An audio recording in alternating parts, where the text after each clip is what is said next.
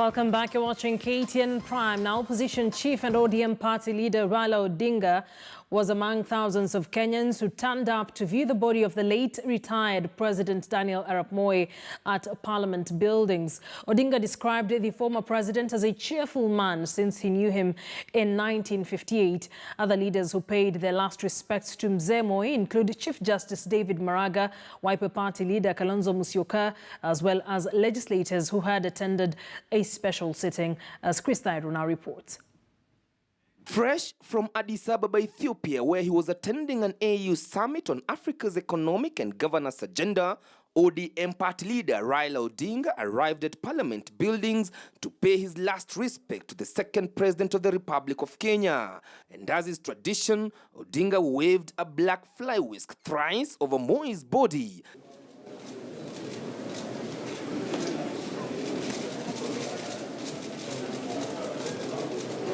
Later, he held a brief meeting with the Moi family. To the family of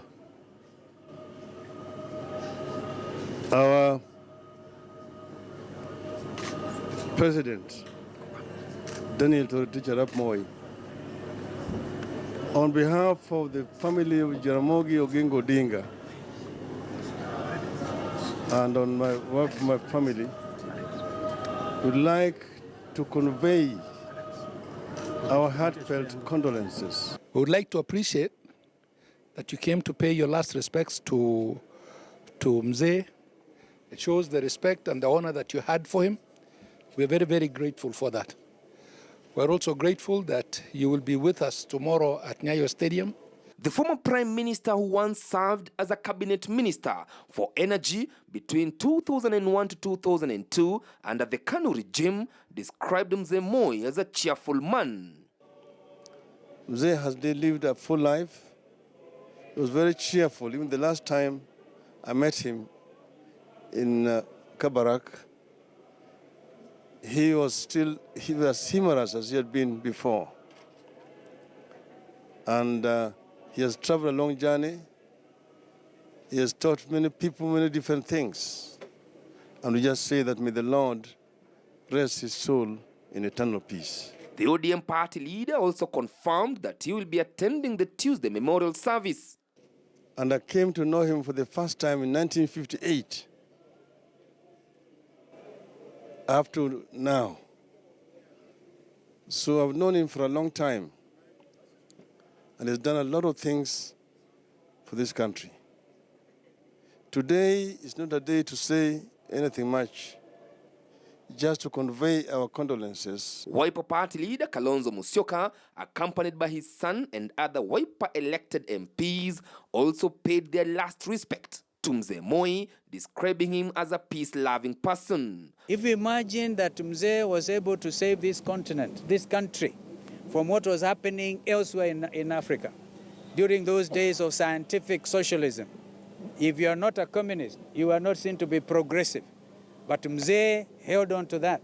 And this country, therefore, has never seen a military government.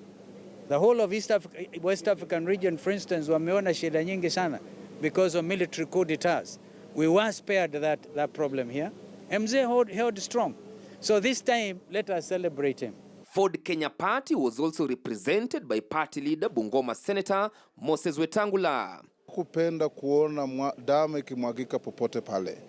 Ndivyo alijitolea. Unakumbuka painlessly how he was pushing wa Somali kukutana Machakos, kukutana Eldoret, kukutana Mbagathi ili walete umoja katika nchi yao. Akaomba msamaha na watu wenye wako humble ndio watafanya kitu kama hiyo. Aliambia wa Kenya, iwapo nilikukosea, unisamee. Na iwapo ulinikosea, nimekusamea. That's a big lesson to the leadership of this country. A wonderful gentleman who mentored so many of us. A man who cared about the people of this country. He loved children. He had a lot of a big impact on the education. You remember 844 was introduced under his leadership. Other members of parliament also condoled with the Moi family, given that they were also attending a special sitting of the bicameral parliament to alter the calendar, as well as condole with the Moi family. Chief Justice David Maraga also represented judiciary in paying his last respect.